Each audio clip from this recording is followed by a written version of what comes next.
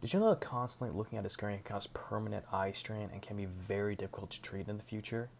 However, you know what an alternative form to storytelling is? To read a book, and that doesn't cause any eye strain. Today, I'll persuade you on why people should read more. Especially in this digital age where you can literally pull a screen out of your back pocket, reading is still important and people should still continue to read as much as possible. Ever since I was a young boy, I was so into reading books of all kinds and different genres, and I've learned so much, and it has really pushed my imagination to the highest level. I'm able to write better and use clearer words during my essays, and I was even a spelling bee champion when I was in fifth grade. Now, according to a study done in 2009, scientists at the University of Sussex in the UK assessed how different activities lowered stress by measuring heart rate and muscle tension.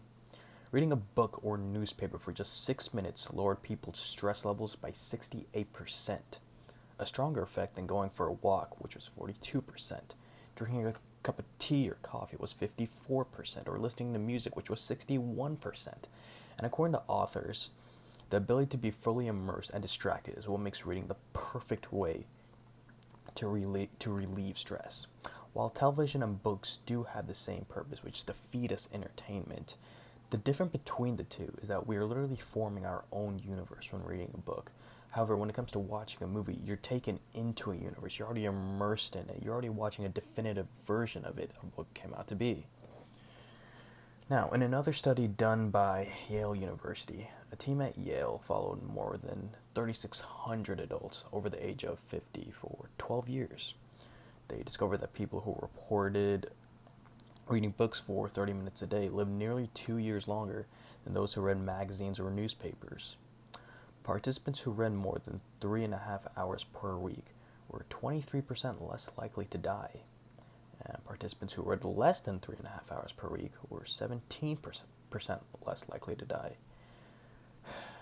Reading should be a fundamental building block that can help kids understand the language instead of parents just putting on a television program telling kids how to learn. Instead, they should be teaching kids how to learn, telling them what to do, and like showing them how to do it so they can do it themselves instead of just relying on a television program just portraying what to do.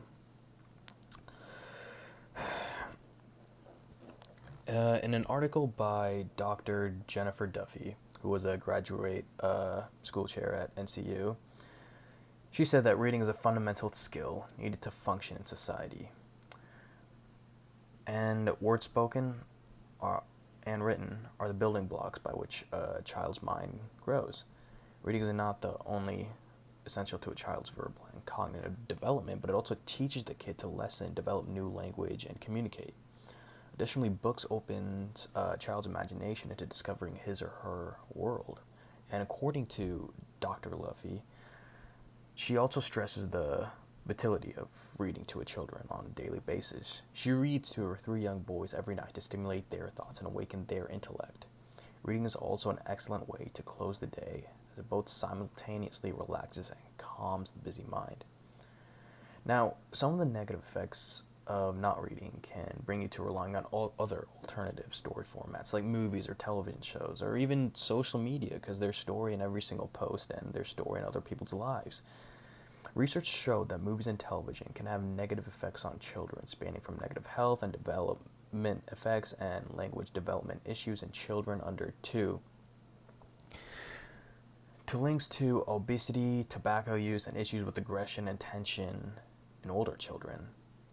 Now, the study explains that young children's language and development is strongly influenced by and related to the amount of time parents spend speaking to them. Based on this, they prove that vocabulary growth can be interfered with in households with increased TV use. And another study regarding other children linked media exposure, primarily movies, television, music, to seeing negative health outcomes. This included 80% of 100 studies, peer-reviewed, showing a statistically significant link between obesity and media exposure.